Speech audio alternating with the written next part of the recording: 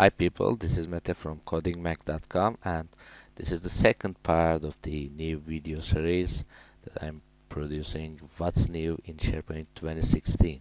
So the title of this part is the Removed and Unchanged Features in SharePoint 2016.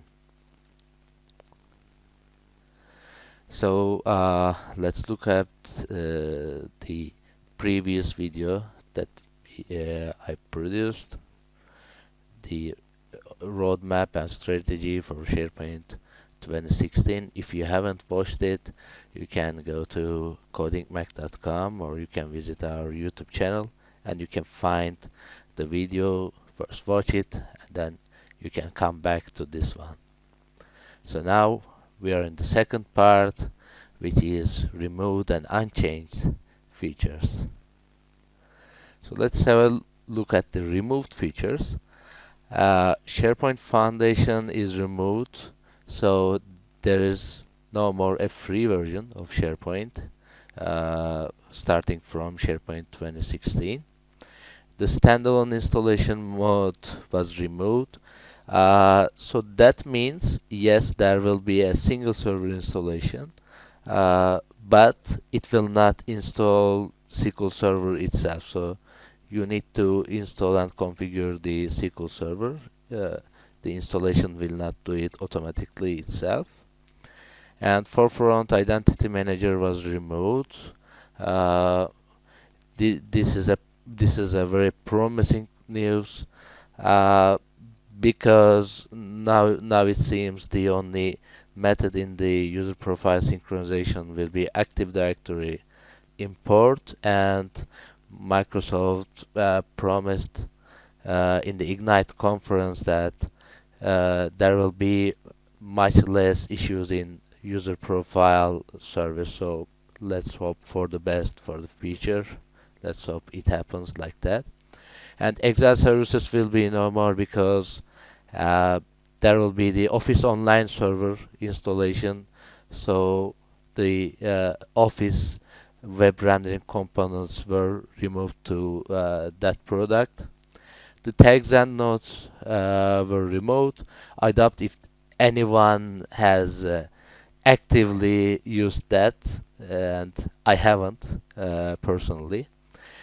The STS ADM tool was the administration tool before PowerShell.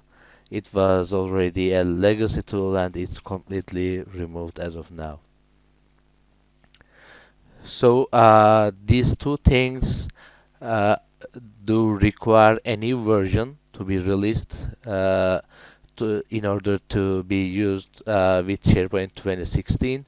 The BI capabilities, in order to use them, you either have to install SQL Server 2016 beta version, or you need to wait for an update which will be released in the future. And Office Web Apps will be no more, and there will be the Office Online Server instead of this one, and it will be installed in a separate server. So let's look at the unchanged features. So these are some of the unchanged features. These are just the major ones.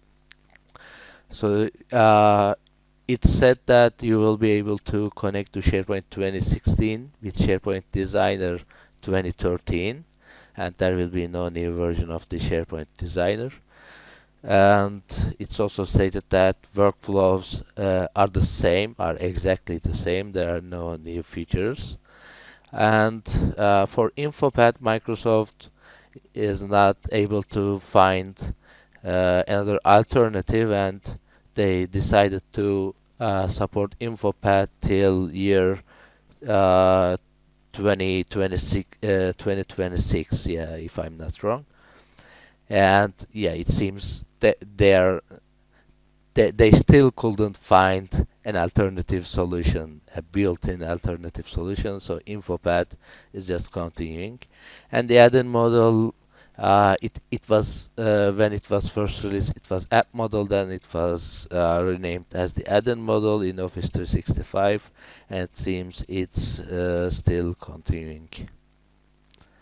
Yeah, so we are at the end of part two. In part three, we will start making some demos on a live installation of SharePoint 2016 beta.